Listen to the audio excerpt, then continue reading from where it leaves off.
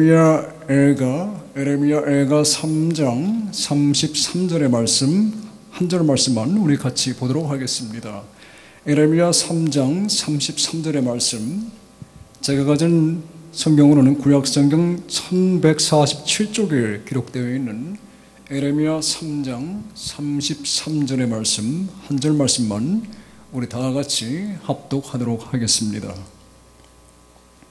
에레미야애가 3장 33절, 우리 다 찾으신 줄로 믿고 함께 합독하도록 하겠습니다. 다 같이 읽겠습니다. 시작. 주께서 인생으로 고생하며 근심하게 하심이 본심이 아니시로다. 우리 한 번 더 큰 소리로 한 번 더 읽도록 하겠습니다. 다 같이 읽겠습니다. 시작. 주께서 인생으로 고생하며 근심하게 하심이 본심이 아니시로다. 아멘. 오늘 이 저녁에는 우리가 함께 문제를 해결하는 힘이라는 제목의 말씀으로 은혜를 나누어 보려고 합니다. 오늘 본문 말씀을 보시면은 참 우리에게 위로가 되는 말씀이 나오고 있는데, 우리들의 수많은 문제와 어려움과 고난 속에서 사람들이 참 오해를 할 때가 많이 있습니다. 하나님이 왜 나에게 고통을 주셨느냐라고 질문을 하는 사람들이 있는데, 여러분 정확하게 성경적으로 우리가 보자면은 하나님은 우리에게 문제를 주시지 않는다는 것이 정상입니다. 그 질문 자체가 틀렸다는 것이지요. 하나님이 허락을 하실 때는 있지만은 하나님이 우리에게 문제를 직접 가져다 주시는 적은 없다는 것을 성경에서 우리는 분명히 밝히 조명할 수가 있는 것입니다. 그런데 때로는 하나님이 우리 삶에서 문제를 허락할 때가 있어요. 여러분들 부모가 되신 분들은 다 이해하시겠지만은, 우리가 아이들 체벌할 때에 기분 좋아가지고 하는 사람, 만약에 그렇다면 그분은 죄송하지만 정신치료를 좀 받으실 필요가 있습니다. 제가 아는 한 제대로 된 정상적인 부모는 어느 누구도 자녀를 체벌할 때에 기뻐 즐거이 하는 사람은 없어요. 해야 되니까 마지못해 최후의 수단이 그를 사랑하다 못해 결정한 것이 그의 아픔을 허락해서라도 그가 잘 되기를 원하는 부모의 심령을 우리가 깨닫는 것처럼, 여러분 우리가 하루에 수십 번씩 변하는 이 부족한 인간 부모도 그리할진데, 우리를 사랑하다 못해서 당신의 아들까지 십자가에 못 박아 죽이시는 하나님의 사랑이 절대 그보다 못할 리가 없는 것을 믿는다면은, 여러분 우리의 삶의 문제는 분명히 하나님의 어떤 이유가 있어서 우리에게 허락한다는 것을 충분히 감지할 수가 있게 되는 것입니다.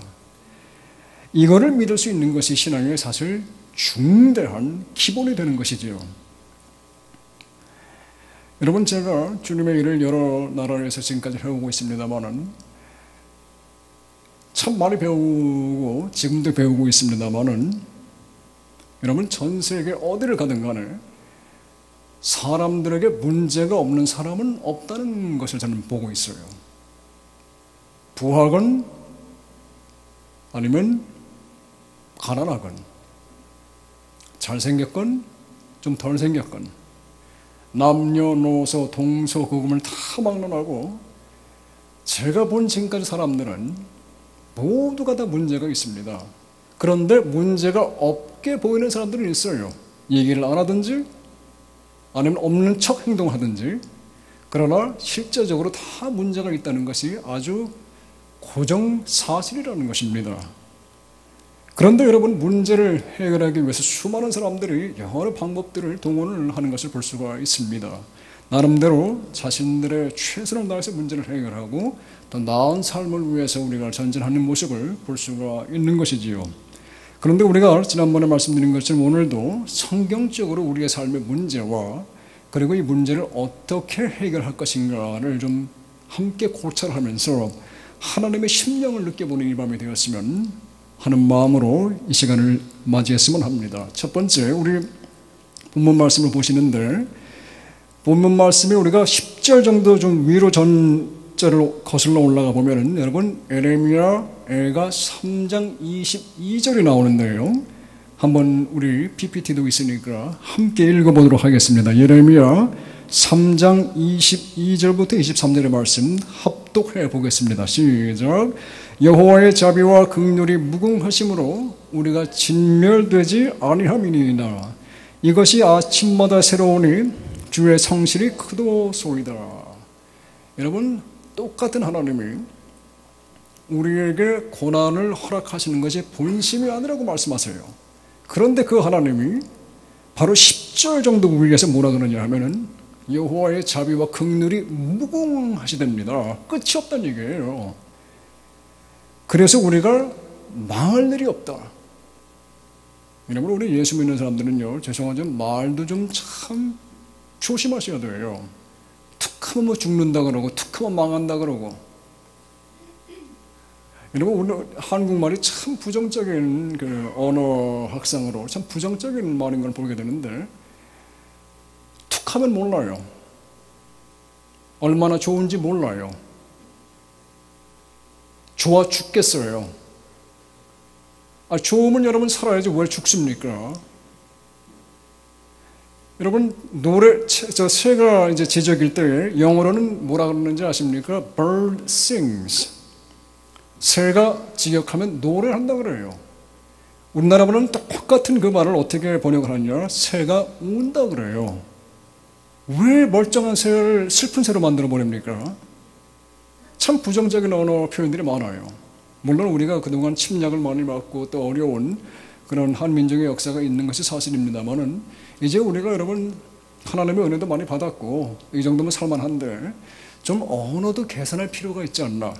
근데 그거는 사실 우리 교회에서 그런 걸 좀 아름다운 문화를 창출해 줄 필요가 있습니다. 그러니까 우리 크리스천들이 좀 언어부터도 이렇게 정리해 줄 수 있으면 좋다고 생각을 하는데, 여러분, 하나님이 그렇게 참 무궁한 자비와 긍휼을 가지고 우리를 사랑하신다고 말씀하고 있어요. 절대 망한 일 없습니다. 잘 돼요. 하나님이 우리에게 얼마나 사랑과 은혜를 부어주시는데 잘 될 수밖에 없지요. 지금 당장 그 잘 되는 게 안 보이니까 사람이 답답해하고 안절부절하는 것 뿐이지, 하나님 약속의 말씀은 분명히 우리가 진멸하지 아니한다. 하늘이 무너져도 솟아는 구멍이 있다는 말씀입니다. 이것이 그런데 아침마다 새롭대요. 여러분, 아침에 힘들고 졸립고 일어나기 싫을 때에 이 말씀이 얼마나 우리에게 힘을 줍니까? 매일마다 똑같은 하나님의 은혜인 줄 알았던데, 은혜를 경험해 보니까 하루하루가 더 새롭고 더 감개무량하고 더 감사하다는 것이죠. 그러니까 그 은혜 때문에 우리가 무엇을 발견하느냐? 하나님의 성실하심을 발견하는 겁니다. 우리는 수없이 주님을 배반해요. 제가 예수님을 영접한 지가 한 30년, 35년 정도 됩니다만은 가만히 생각해 보면 어떤 사람이 그렇게 표현하더라고요. 당신은 주님과 30년을 동행을 했대요. 참 대단한 사람이다.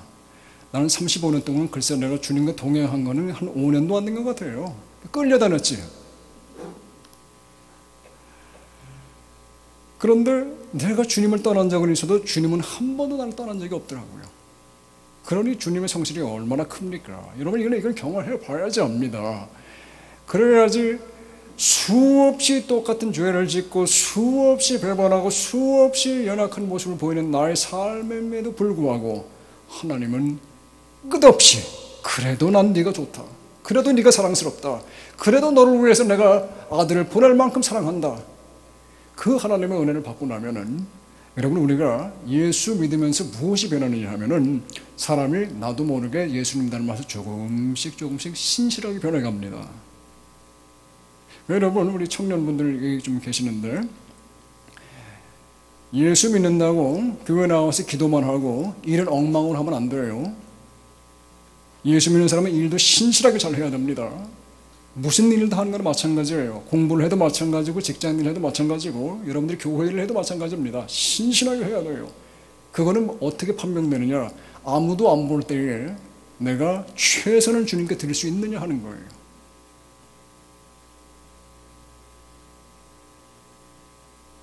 아침에 제가 새벽 기도를 제 아내를 도와서 며칠 나와서 인도를 했는데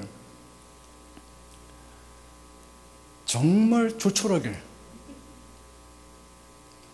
제가 사역 시작하고 한 25년 됩니다만은 초창기에 정말 한 명을 놓고 전도해서 설교할 때 그 생각이 나더라고요.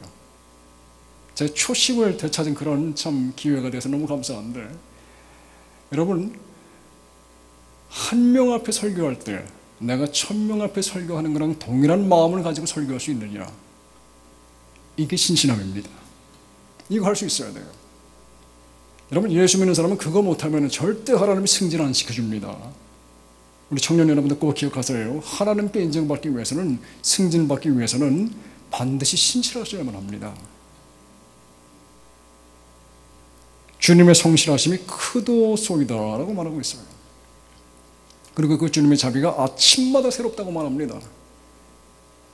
어저께랑 똑같은 줄 알았더니 알고 봤더니 또 새로워요. 만나면 만날수록 주님이 희한하게 참 놀랍게 새로우신 분이세요. 다 그래도 아는 것 같은데 알고 봤더니 또 모르는 부분이 있네.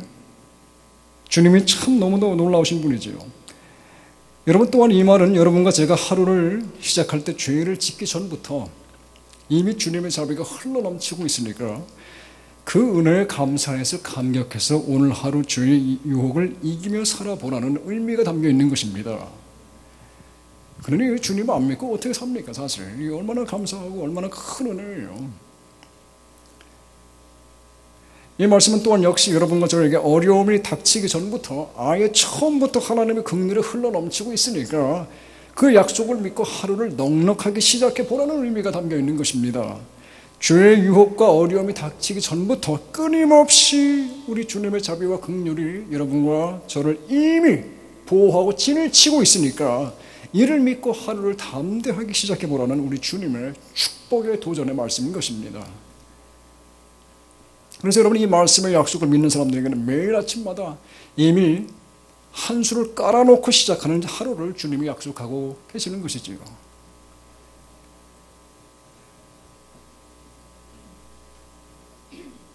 여러분들에게 제가 좀 도표를 몇 가지 좀 보여드리려고 하는데, 지난 2주 동안 여러분들에게 제가 세계관에 대해서 성경적으로 같이 조명하면서 우리의 삶을 어떻게 전개해 나아가야 될 것인가를 함께 나누고 있습니다. 이제 그 말씀 정리하는 차원에서 제가 사실은 이게 지난번에 논문을 쓰면서 그 사람이 세계관이 어떻게 변화될 수 있는가를 연구하는 과정에서 몇 가지 좀 도표를 그린 적이 있었는데, 그 중에 몇 가지만 제가 여러분들에게 소개하면서 오늘 말씀과 연결해서 우리들의 이 관점이 어떻게 변화되어야지만 하나님의 사람으로 성장할 수 있는가를 함께 나누어 보려고 합니다. 여기 보시면은 첫 번째가 일반적 세계관이라고 나오고 있습니다. 여러분과 저는 대부분의 사람들이 예수 안 믿을 때 특별히 이러한 첫 번째 일반적인 세계관을 가지고 우리의 인생을 전개하게 되어 있습니다.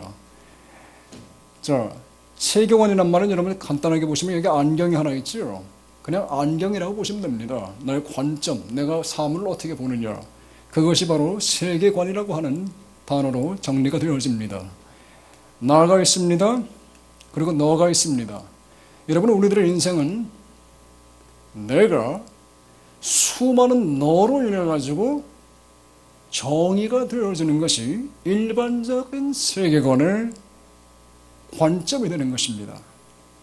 무슨 말이냐 하면은, 내가 있는데 인종이라는 널개 비춰보니까 나는 한국인이야가 나오는 거예요. 가족이라는 널개 비춰보니까 나는 딸, 나는 아들, 엄마, 아빠가 나오는 거예요. 돈이라는 널개 비춰보니까 나는 부자, 나는 가난뱅이, 이렇게 나오는 거예요. 건강이라는 노예를 비춰보니까 나는 건강한 사람, 팔팔한 사람, 아니면 나는 환자, 이렇게 나오는 거예요. 명예라는 노예를 비춰보니까 나는 유명한 사람, 나는 무명한 사람, 이렇게 나오는 거죠.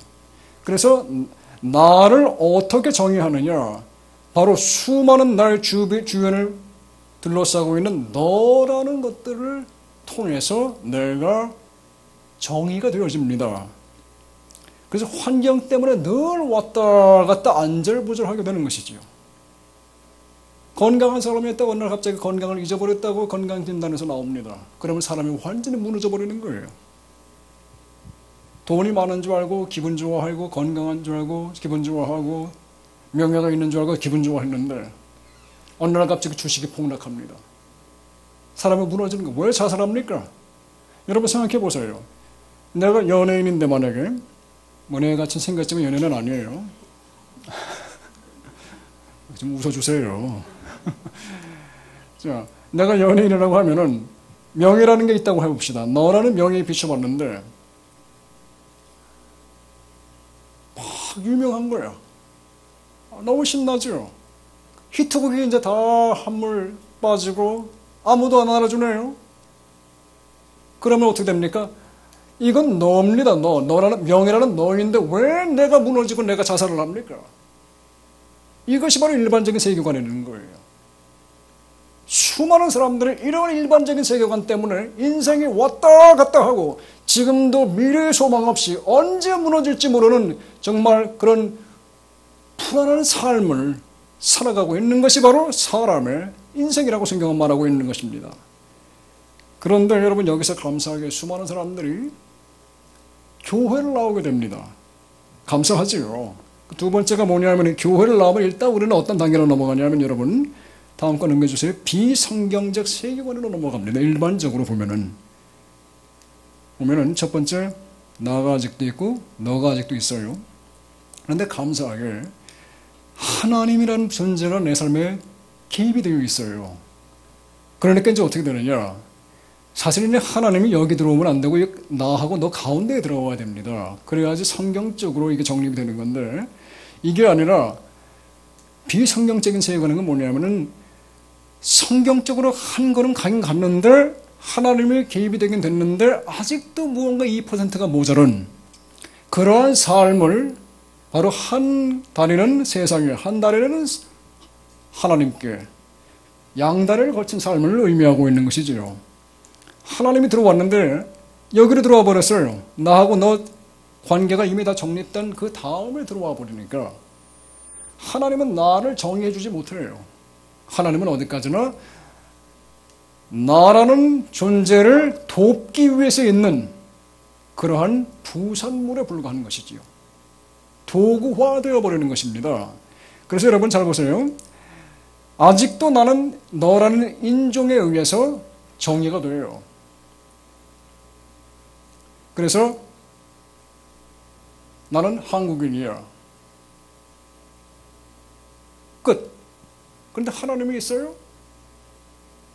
그러니까 하나님이 나에 대한 나를 한국인으로 만드는 어떤 뜻을 깨닫는 게 아니라 거기에 어떤 신앙의 변화가 없는 거예요. 그 뒤에가 있으니까. 그리고 마찬가지로 가족, 돈. 근데 여러분 하나님이 생기다 보니까 또 하나 그래도 좋은 건지 나쁜 건지 잘 모르겠는데 돈이 내가 없어요. 그러면은 하나님이 있으니까 어떻게 됩니까? 잘 됐다. 하나님 나 돈 주세요. 뭐지요? 잘못하면 기복신앙으로 빠져버리는 거지요. 여러분 돈은 구해야 돼요. 분명히. 그런데 이 목적과 절차가 잘못됐다는 걸 말씀드리는 거예요. 건강도 마찬가지예요. 내가 건강이 없어요? 잘 됐지요. 하나님 있으니까 치료해달라 기도하는 거죠. 근데 건강하면 뭡니까? 그땐 필요가 없는 것이죠. 제가 증명을 해드릴까요? 여러분 우리 대한민국의 교회에서 성도님들이 제일 많이 모여서 기도하는 날이 1년에 언제인 줄 아십니까? 수능 때입니다. 어떤 교회에서는 기도회를 아예 없애버렸대요. 수능 기도회를. 그런데 자기들끼리 모이더래. 교회 역사에 그런 일이 없었답니다. 나오라 그래도 안 나오는데 없애버렸는데 자기들 나와서 기도한 거는 그 수능 기도회밖에 없다는 얘기를 들은 적이 있습니다. 엄청난 거죠. 수능 지나가고 나서는 계속 해야 되는데 그게 안 되니까 갑갑한 거죠. 여러분 우리가 교회에서 요즘 특별한 말이 만들어지지 않았습니까? 뭐 세중에서 저 아름다운 색 뭐 특세라 그러면서 뭐 특별 기도회라고 이제 하잖아요. 여러분 보세가 제대로 되면은 보통 기도회 특세가 특별할 리가 없어요. 근데 이 보세가 안 되니까 특세라는 게 지금 출현을 하는 겁니다. 그러니까 무슨 말이에요? 보세, 평상시 하나님을 늘 찾는 사람은, 우리가 아까도 찬양도 했습니다만 하나님의 얼굴을 구하는 사람은 하나님의 손길을 구하는 것을 넘어가서 늘 주님을 따라가야 되는 모습이 나타나는 거죠. 그게 아직 비성경적인 세계관입니다. 명예도 마찬가지예요. 하나님을 이용해서 내가 필요한 명예를 구하는 사람들이 수없이 많아요. 이것은 비성경적인 세계관이라고 성경은 정의를 하는 겁니다.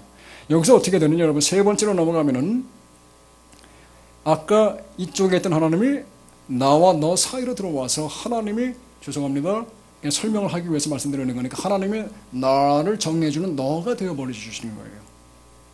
그러니까 나의 모든 관점과 정체성이 이제는 하나님으로 인해서 만들어지는 것이지요. 그래서 하나님을 통해서 나를 보니까 인종이 나오는 거예요. 아, 나를 하나님이 한국 사람으로 만들어주신 이유에는 분명히 뜻이 있겠구나. 그리고 그 이유를 찾아가면서 감사하며 나의 인생을 전개해 나갈 수 있는 소망이 생기는 것이지요. 그리고 나서 보니까 하나님을 만나는데 하나님을 통해서 내 가족을 보니까 선교지네, 예수 안 믿네, 할 일이 생기는 거예요.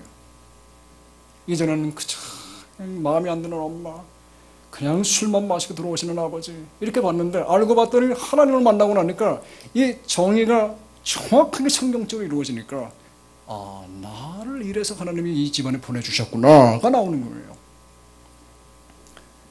돈도 마찬가지예요. 하나님에게 비춰본 나, 돈이 있건 없건 예수 안에서 부유한 자로 정의가 되는 거예요. 그러니까 하나님 일회에서 필요 없는 하나님이 얼마든지 돈도 갖다 주는 겁니다. 돈 앞에서 벌벌 뗄 필요가 없는 거예요. 있으면 일하고 없으면 또 있을 때가 있겠지. 하나님이 이유가 있어서 아직 안 주겠지. 감사할 수 있는 겁니다. 건강도 마찬가지예요. 우리가 물론 건강해야지요. 하나님 은혜 가운데 건강하게 주님의 일도 하고 건강하게 또 삶을 영위하셔야 됩니다. 그러나 혹시 하나님이 나에게 무슨 이유든 간에 병을 허락하셨다면 모르긴 몰라도 이를 통해서 내가 하나님께 더 나아가야 되는 법이 있나 보다라고 생각할 수 있는 것이죠. 완전히 관점이 달라지는 거예요, 여러분에게 지금.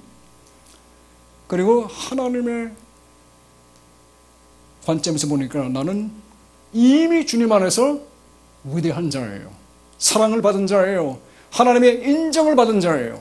여러분, 그래서 주님의 일을 하기 전에 가장 중요한 것은 무엇이냐 하면은 제일 먼저 예수님이 우리에게 보여주신 본이 무엇입니까? 가서 세례를 받으신 것입니다. 세례 받고 나서 여러분, 아무에게도 인정이 필요 없는 사람이 있었다면 바로 예수님일 거예요. 그런데 그 성자 하나님이 우리에게 보여주시는 것이 무엇이냐 하면은 세례 받고 올라오는데 성부 하나님이 이는 내 사랑하는 아들이요 나의 기뻐하는 자라고 인정을 받는 거예요. 여러분과 제가 예수 믿고 나서 주님의 일을 하겠다고 몸부림치는 그 순간부터 하나님은 여러분에게 뭐라고 말씀하시냐 하면은 나의 사랑하는 자요, 내가 기뻐하는 자다, 내가 너를 인정한다 라고 말씀하시는 것입니다. 그 인정이 있는 사람은요, 주님의 일이 잘 되든 안 되든, 많은 사람들이 따라오든 안 따라오든 거의 영향받지 않습니다. 끝까지 신실하게 나갈 수 있죠. 왜냐? 바로 나의 정의가 어디서 오느냐 하면은 하나님이라는 너에서 오기 때문입니다. 이게 바로 성경에 말하는 성경적 세계관이라고 하는 것입니다. 그래서 여러분, 일반적 세계관을 추구하면 사람이 세속화가 되어집니다. 비성경적 세계관을 추구하다 보면 사람이 종교화가 되어져요. 그리고 성경적 세계관을 추구하는 사람은 제자화가 나타납니다. 자, 여러분, 우리 주변에 잘못된 세계관들이 수없이 많이 있어요. 제가 이번엔 좀 시간을 들여서 여러분들에게 좀 보실 수 있도록 설명해 드릴 테니까 우리 PPT 좀 넘겨주시겠습니까? 자, 우리 청년들 보세요. 10분만 더 공부하면 아내의 얼굴이 바뀐다. 그게 진짜인지 가짜인지 모르겠지만 하여튼 바뀐대요. 10분만 더 공부하면 남편의 직업이 바뀐다. 자, 지금 순간에, 이 순간에도 적들의 책장을 넘어가고 있다. 친구가 없는 거죠. 여러분, 대학 가려고 취직하려고 보니까 너랑 같이 다르던 동무고 내 신앙의 친구였는데 다 어느 날 갑자기 적으로 변화되는 거예요. 이것이 과연 성경적인 세계관일까 생각을 해볼 수 있어야 됩니다. 공부는 실수를 낳고 찢기는 기적을 낳는다. 패션의 완성은 얼굴, 얼굴의 완성은 떡칠.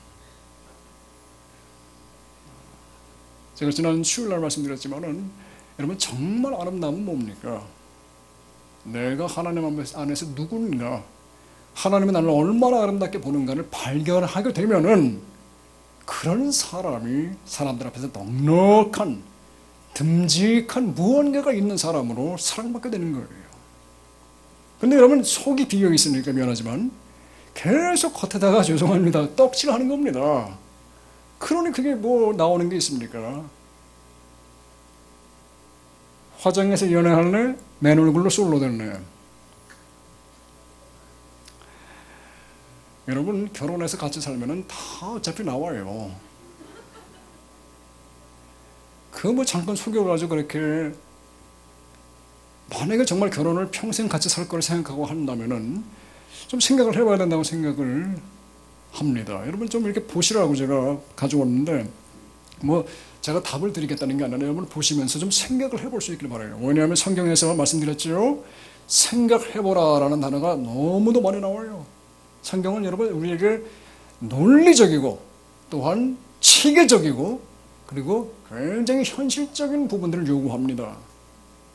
여러분 신앙은 굉장히 영적이지만 또한 굉장히 현실적이에요. 우리가 이 땅에서 묶으면은 보이는 우리 가운데서 묶으면은 보이지 않는 저 하늘에서 묶인다고 성경은 정의하고 있어요. 우리가 보이는 이 세계에서 풀으면은 보이지 않는 저 세계에서 풀린다고 말씀합니다. 이건 놀라운 능력이고 체험이 되는 거예요, 여러분. 이거를 깨달은 사람은 여러분 예수 믿는 게 정말 재밌습니다. 기도할 맛이 나는 것이지요. 안 보이는데 해보니까 되는 걸 어떡합니까? 안 보이는데 누군가를 열심히 찬양했는데 나에게 삶의 감동이 나타나고 은혜가 생겨나고 내가 변하는 거예요. 성경에 보니까 전도하면서 믿으면서 병자에게 손을 얹으면 나은다고 말씀하고 있어요. 안 믿어지죠. 내가 의사가 아닌데 어떻게 사람을 고칩니까? 그런데 성경에 나와 있으니까 해보는 거예요. 그냥 기도하는 겁니다. 그런데 안 보이는데 낫는 걸 어떻게 합니까, 여러분? 그러니까 여러분 이 사람들이 이 믿음을 자꾸 오해를 어떻게 하냐면은 내가 무언가 주문 열심히 외우고 열심히 소리 지르고 열심히 힘줘가지고 사람들이 은혜 받는다고 생각하고 사람들이 변화된다고 생각하는데 그게 아니라 성경 말씀의 약속을 따라가면은 그 말씀이 현실화된다는 것이 주님의 약속을 믿고 나가는 거예요. 그게 신앙입니다, 여러분. 보이지 않는데 해보니까 된단 말이에요. 그게 바로 아브라함에게 주신 하나님의 축복입니다. 보이지 않고 확실치 않고 불확실해 보이는데 그런 미지의 세계로 내가 지시할 땅으로 가라 그러잖아요. 가야 되는 거예요.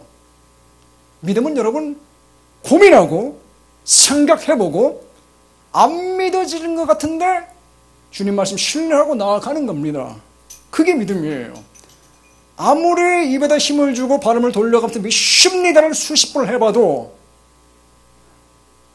정말 내 삶에서 하나님의 말씀에 대한 신뢰가 없다면 거기에는 절대 변화가 없는 것이죠. 그냥 종교화만 되는 거예요. 그래서 여러분 주님 말씀은 또 분명히 약속을 뭐라고 하느냐. 마태복음 6장 33절 마태복음 6장 33절에 보시면 다 같이 읽습니다.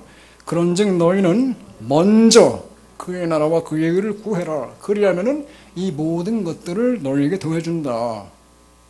이 모든 것들은 물론 나머지 삶의 부수적인 것들을 말하는 것이겠지요. 그런데 수많은 사람들이 부수적인 것을 나의 목표로 삼고 살아가는 게 문제라는 거예요. 그거는 그저 부수적인 이 모든 것들 잡동사니 정도로 성경을 묘사를 하고 있다는 걸 기억하셔야 돼요. 무엇이 먼저이냐? 그의 나라와 그의 의를 구하라. 먼저 내가 무엇을 구하는 게 맞는가를 생각해 보셔야 된다는 말씀입니다.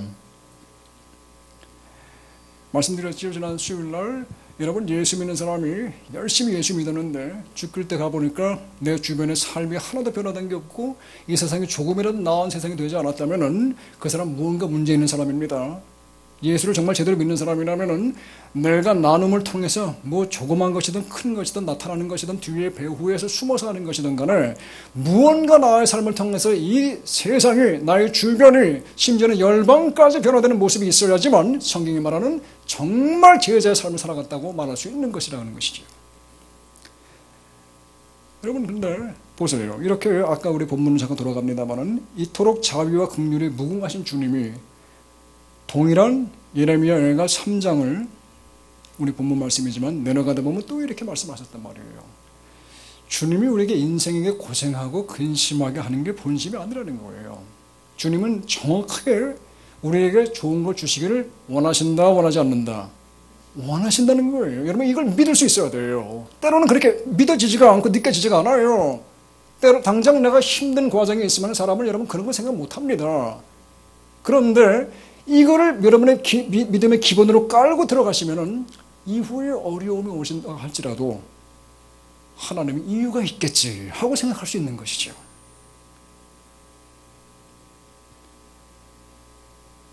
여러분, 이 말씀을 외우기도 좋아요. 사실 예레미야 여호가 333이란 말이에요. 주님이 우리에게 고생하고 근심하게 하는 게 주님의 본심이 아니다. 절대 아니다. 하나님은 내가 아파하는 거, 내가 힘들어하는 거, 내가 고생하는 거 좋아하지 않는다. 이거를 믿을 수 있으면은 인생을 보는 관점이 달라지는 거예요. 근데 사실 그래도 막상 그 어려움 속에 들어가면 사람이 힘들어요. 그러니까 여러분, 아예 처음부터 세뇌를 해놔야지 내가. 그래야지 그때가 되면은 하나님 말씀을 그래도 기억하고 그 삶을 내가 성경적인 관점으로 볼 수 있게 된다는 말씀입니다. 이 예레미야 여호가 3장 33절의 말씀은 여러분과 저희 인생의 모든 문제를 해결하는 힘에 대해서 사실은 소개를 하고 있습니다. 다시 말하면 인생의 고생과 근심을 하나님께서 허락하실 때에는 반드시 어떤 이유가 있다는 것입니다. 그리고 그 이유가 성경의 여러 곳에서 명백하게 제시가 되어 있는 것을 우리는 볼 수가 있어야 합니다.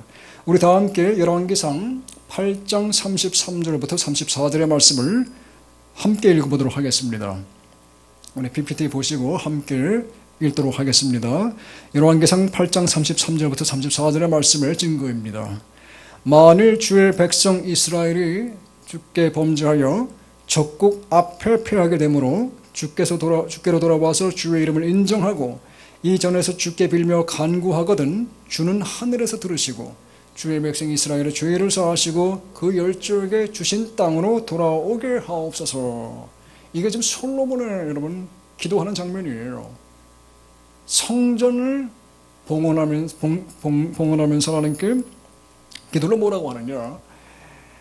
여러분, 여기 보니까 만일 하나님의 자녀들이 범죄하게 되면은 적국 앞에 패하게 된다고 얘기하고 있어요. 솔로몬의 고백을 하는 것입니다. 또 하나 말씀을 보겠습니다. 사무엘하 7장 14절의 말씀을 읽도록 하겠습니다. 사무엘하 7장 14절의 말씀을 보시기 바랍니다. 다 같이 읽겠습니다. 시작. 나는 그 아비가 되고 그는 내 아들이 되려니 저가 만일 죄를 범하면 내가 사람 막대기와 인생 채찍으로 징계하려니와. 여러분, 우리가 하나님 앞에 범죄하거나 하나님과의 관계에서 어디에선가 금이 가기 시작했을 때에 제일 먼저 찾아오는 사인은 바로 적국 앞에 패하게 되는 거라고 성경은 말씀하고 있습니다. 바로 실패라는 거죠. 그래서 인생에 여러분, 우리가 실패할 때 그것은 여러분과 저에게 하나님이 마지못해 허락해 주시는 사인이라는 것을 성경이 기록하고 있는 것입니다. 이는 곧 하나님의 어떤 뜻이 있기 때문에 우리에게 실패를 허락하게 하신다는 것이지요. 나아가 두 번째 사인은 사람 막대기라고 성경이 기록하고 있습니다. 곧 인간관계에 문제가 생기는 것을 의미합니다.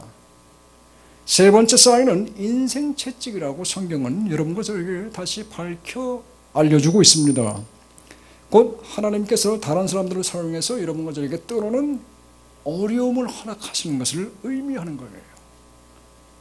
그런데 많은 경우에 여러분과 저는 이러한 실패, 문제, 고난이 다가올 때에 그 문제 자체에 초점을 두고 그 문제를 어떻게든 간에 내 힘으로 풀어보려 하는 데에만 창념하게 되는 우리들의 연약한 모습을 종종 발견하게 되어집니다.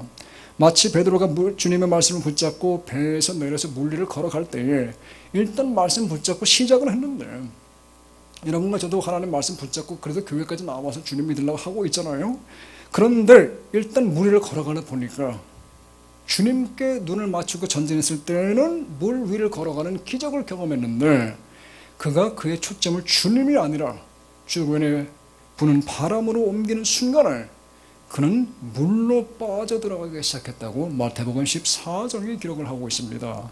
여러분, 그렇기 때문에 우리의 삶에서 도전과 문제가 있을 때는 여러분과 저의 초점을 문제 건너편에서 우리를 그분께 가까이 오라고 부르는 주님께 반드시 맞추고 나아가야만 합니다. 그때 비로소 여러분과 저는 문제의 바다 위를 유유히 걸어가는 기적을 맛보게 되는 것입니다. 주님께 더욱 가까이 나아가 나의 죄악된 부분과 연약한 모습을 회개하고 고침으로 말미암아 더욱 아름다운 신앙의 성장을 창출하게 되는 것입니다. 그러나 우리는 초점을 수많은 경우에 그저 문제 자체에 맞추는 순간에 여러분과 저는 더 깊은 문제의 바다 속으로 빠져들어갈 수밖에 없다는 사실입니다. 그래서 여러분과 저는 근심거리가 생길 때마다 예레미야에 가서 3장 33절을 기억하시고, 인생의 고난과 근심은 하나님의 본심이 아니시다. 단지 주님께서 나에게 말씀하기를 원하시는 것이다. 문제는 곧 나에게 기도하라는 사인일 뿐이다. 따라합시다, 여러분. 문제는 기도하라는 사인이다. 한 번 더 하겠습니다. 문제는 기도하라는 사인이다. 평생 여러분 기도하실 수 있기를 축복합니다. 그리고 꼭 기억하세요. 문제는 그냥 기도하라는 사인으로만 보면 돼요. 그 이상도 아니고 그 이하도 아닙니다. 무시하면 안 돼요. 그렇다고. 그러나 너무 또 오버해가지고 벌벌 떨 필요도 없어요. 문제는 그저 기도하라는 사인이라는 것입니다. 이 사실을 꼭 기억하시고 기도와 말씀을 통해 한 걸음 더 문제를 통해 주님께 가까이 나아가는 여러분과 제가 될 수 있기를 주의 이름으로 축복합니다. 또한 스가랴서 4장 6절에서도 또 우리에게 이렇게 증거하고 있는데, 스가랴서 4장 6절의 말씀 우리 함께 읽어보도록 하겠습니다. 시작. 그가 내게 일러 가로되 여호와께서 스룹바벨에게 하신 말씀이 이러하니라. 만군의 여호와께서 말씀하시되 이는 힘으로 되지 아니하며, 넘겨주세요. 이는 힘으로 되지 아니하며 능으로 되지 아니하고 오직 나의 신으로 되느니라. 여러분, 여기 보니까 힘으로 되지 아니한다. 이는 곧 여러분과 제가 직면하는 문제 해결은 우리의 빼어난 모략과 전략으로만은 되지가 않는다는 말씀입니다. 그리고 능으로 되지 않는다. 이 말은 여러분과 저의 재능과 노력만으로는 문제 해결이 가능하지 않다를 보여주는 거예요. 이러한 우리 자신만의 노력에는 열심히 기도하는 것 또한 포함이 됩니다. 여러분 잘 들어보셔야 돼요. 많은 성도들이 신앙생활에서 오해를 하시는 부분이 바로 이 부분입니다. 내가 열심히 기도하니까 지성이면 감천이라, 결국 나의 지극정성에 감동하신 하나님이 내 기도에 응답하셨다고 하면서 그야말로 성경에도 없는 소위 내가 복음을 혼자 열심히 써가는 사람들을 가끔 보게 되어집니다. 여러분, 우리가 열심히 기도해야 돼요. 왜 근데 열심히 기도하느냐? 하나님이 예수 그리스도를 통해서 나에게 기도를 응답하신다는 은혜에 감사해서, 그래서 열심히 하는 거예요. 열심히 기도해서 응답받는 것보다는 그 나의 기도를 들어주시는 하나님이 감사해서, 그 바쁘고 바쁘신 하나님이, 지금도 우주의 궤도를 조종하고 계시는 그 하나님이, 나 같은 먼지 같은 존재가 그분의 이름을 부르고 주님 앞에 나아가니까, 오늘도 이렇게 주님 앞에 나와서 우리가 찬양하고 기도하니까 그분의 그 불꽃 같은 관심이 우리에게 동시에 꽂힌다는 그 사실이 너무도 감사하니까 기도하는 거예요. 열심히 기도하는 거예요. 그럴 때 성경적인 이유를 가지고 열심히 기도하는 것이지요. 그런데 기도 응답과 문제 해결은 언제 나타나느냐? 하나님의 신, 우리가 하나님의 방법으로 기도할 때에 하나님의 신, 성령의 도우심으로 인해서 바로 그러한 은혜가 우리에게 체험이 된다고 성경은 말씀하고 있습니다. 성령의 도우심이 있도록 주님을 의지하는 성경적인 신앙의 모습을 토대로만 문제 해결과 기도의 응답은 이루어지는 것입니다. 그리고 결국 기도도 여러분 성령님의 도우심으로 해야지 응답이 있는 거예요. 로마서 8장 26절을 보시면은 이와 같이 성령도 우리의 연약함을 도우시나니 우리가 어떻게 기도할지를 알지 못하나 오직 성령님이 말할 수 없는 탄식으로 우리를 위해서 친히 간구해 주신다고 나와 있어요. 그러니까 여러분 기도도 사실 성령님께 의지해서 기도를 해야 되는 것이지요. 여러분과 제가 하나님을 의지할 때에 비로소 우리를 애워싸고 있는 문제 해결들이 다가오게 된다는 말씀입니다. 성령께 의지할 수 있어야 돼요. 여러분과 제가 하나님을 의지해야 하는 또 하나의 이유는 바로 인간의 원천이 하나님이기 때문에 그렇습니다. 여러분 성경을 보시면 하나님께서 물고기를 만드실 때는 물을 향해서 명하셨습니다. 식목을 만드실 때는 땅을 향해서 명하셨어요. 창세기 1장에 보면 잘 나와 있는 것을 발견합니다. 왜냐하면 물이 물고기의 원천이고 땅이 식목의 원천이 되기 때문입니다. 그런데 하나님께서 중요한 것은 사람을 만드실 때는 어디에다가 말씀하시냐면 당신 스스로에게 말씀하시는 것을 볼 수가 있습니다. 창세기 1장 26절을 보시면 하나님이 가라사대 우리의 형상을 따라 우리의 모양대로 우리가 사람을 만들고, 사람을 만드실 때는 하나님께서 당신 스스로에게 말씀하시는 거예요. 왜냐하면 하나님 자신이 바로 사람의 원천이시기 때문에 하나님 자신에게 말씀하시고 우리를 창조하시는 거예요. 여러분 사람의 원천은 그렇기 때문에 하나님입니다. 그래서 사람은 예수를 믿어야지만 사람답게 살 수가 있게 되는 거예요. 여기서 또 하나 여러분과 제가 주셔야 되는 사항은 모든 존재는 그 존재의 원천과 접촉하고 있어야지만 생존이 가능해진다는 것입니다. 모든 물고기는 물과 접촉하고 있어야지만 생존이 가능한 것처럼 모든 풀과 나무는 땅과 접촉하고 있어야지만 그 생존이 가능해집니다. 나아가 사람은 반드시 사람의 원천인 보이지 않는 하나님과 접촉하고 있을 때에만 가장 사람답게 살 수 있도록 창조가 되어졌다는 사실입니다. 우주의 모든 삼라만상은 그의 원천을 붙잡고 의지하고 살아갈 때에만 그 목적과 구실을 다할 수가 있다고 성경은 보여주고 있는 것입니다. 그래서 에레미야서 9장 23절에서 24절을 보시면은 이렇게 나와 있습니다. 여호와께서 이같이 말씀하시되 지혜로운 자는 지혜를 자랑하지 말아라. 용사는 그 용맹을 자랑하지 말아라. 부자는 그 부유함을 자랑하지 말아라. 자랑하는 자는 이것으로 자랑할지니 곧 하나님을 아는 것과 하나님 그분을 자랑하라고 나와 있어요. 여러분 사람은 학력을 자랑하는 것이 아니고 권력을 자랑하는 것이 아닙니다. 재력을 자랑하는 것이 아니에요. 사람의 원천이신 하나님 그분, 우리를 너무나 사랑하시고 우리를 위해서 모든 걸 쏟아 부어주시기를 원하시는, 그리고 우리에게 어려움이 생기는 것을 정말 보지 못하고 힘들어하시는 그 하나님, 그러나 우리가 잘되기 위해서라면 때로는 문제를 허락하면서까지 우리를 고치기를 원하시는 그 사랑의 하나님, 그 하나님을 의지하고 살아가라고, 자랑하면서 살아가라고 말씀하고 있는 것이죠. 자신의 명체를 의지하지 말고 하나님께 의뢰하고 또 그분을 의지하라는 또 하나의 중요한 이유가 바로 여기 있습니다. 이것은 바로 하나님이야말로 여러분 인류 역사에 있어서 가장 어른이시고 가장 지혜가 많고 경험이 많고 고참이기 때문입니다. 그래서 여러분 그분은 여러분과 저에게 무엇이 가장 좋은 길인지, 가장 바른 길인지, 가장 복된 길인지를 너무나 잘 알고 계신다는 사실을 우리가 믿는 사람이라면은, 그렇게 현명한 사람이라면은 반드시 범사에 하나님께 지혜를 구하고 의지하지 않을 수가 없다는 말씀입니다.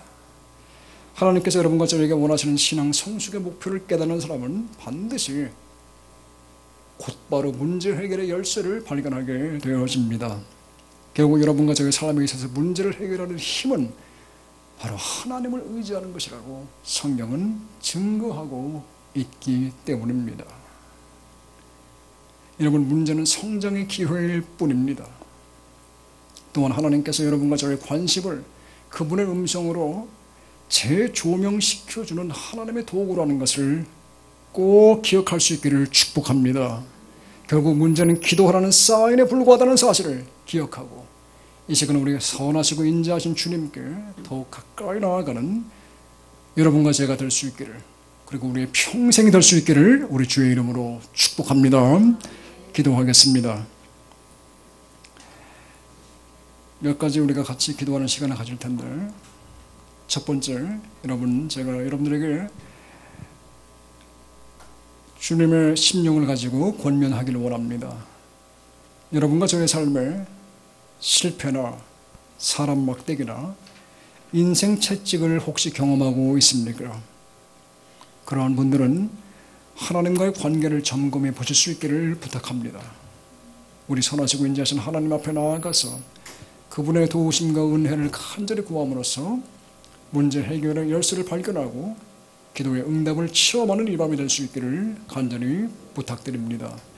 이 시간에 한번 묵상하는 마음으로 나의 삶에 하나님과의 금간 부분이 있는가, 하나님과의 관계가 잘못된 부분이 있는가, 한번 우리 기도하는 마음으로 주님 앞에 나아갈 수 있기를 부탁합니다. 다 같이 한번 기도하겠습니다. 하나님의 시간을 받는 기도합니다. 아버지, 내가 주님 앞에 주님과의 관계에 문제가 있습니다. 나의 어려움과 불안과 실패와 좌절과 사람들과의 문제 속에서 주님과의 관계에 문제가 있는 것을 찾아내고 지혜로운 밤이 될 수 있도록 성령께서 우리를 인도하여 주옵소서. 하나님, 주님의 말씀하신 것처럼 인생의 모든 어려움과 고난이 하나님의 본심이 아니라고 말씀하셨는데, 내 삶에 어려움이 있습니다. 내 삶에 고난이 있습니다. 혼돈이 있습니다. 분명히 어떤 하나님의 뜻이 있어서 나에게 그렇게 있습니다. 이 시간에 깨닫고 주시고 감사합니다. 하나님 기억하여 주시고 나아가옵소서. 주님, 그리고 시간에 주님 앞에 예수님의 말씀을 아버지 주님 앞에 주시옵시고 그런 시간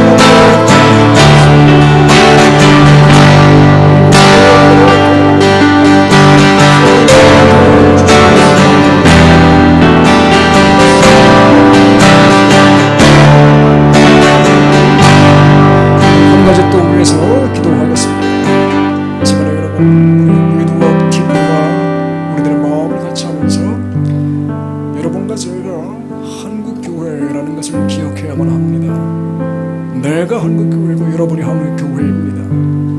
한국교회의 죄를 회개하고 한국교회의 부흥을 위해서 이 시간에 우리 중보하십시다.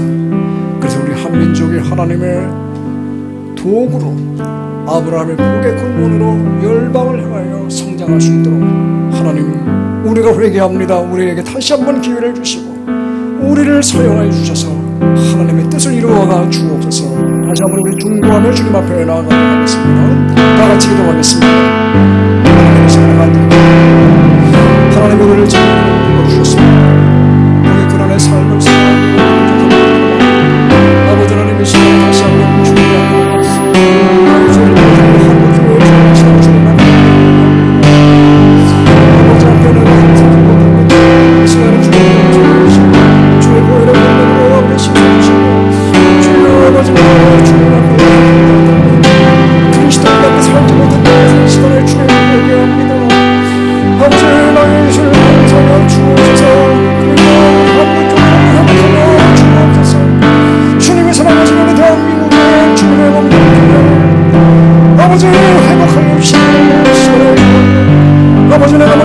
이 시간에 나갑니다.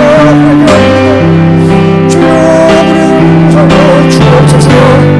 하나님의 어떤 한정된 것을 주님으로 살려주시고 주님의 시간을 주의 은혜로 주시고 우리가 주님의 불의 그늘에 살아가는 삶을 살 수 있도록 다시 한번 기회를 허락하여 주옵소서. 아버지 하나님 말씀까지도 다시 한번 말씀에 생각하는 삶이 되도록 주옵소서.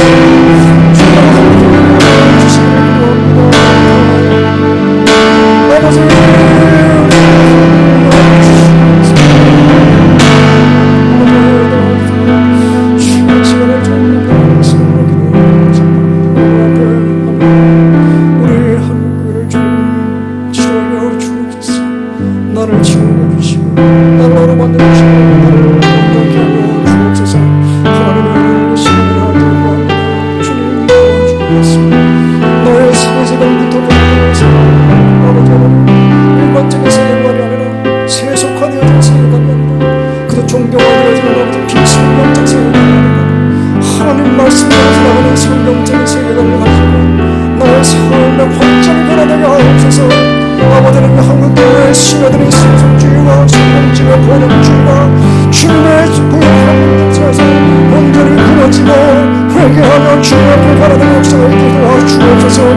아버지 나부터 성령주의 번영주의에서 탈피하게 하옵소서. 주의 말씀대로 아버지는 주를 신실하게 주님의 제자로 살아가는 나의 삶을 돌아가게 도와주옵소서. 주님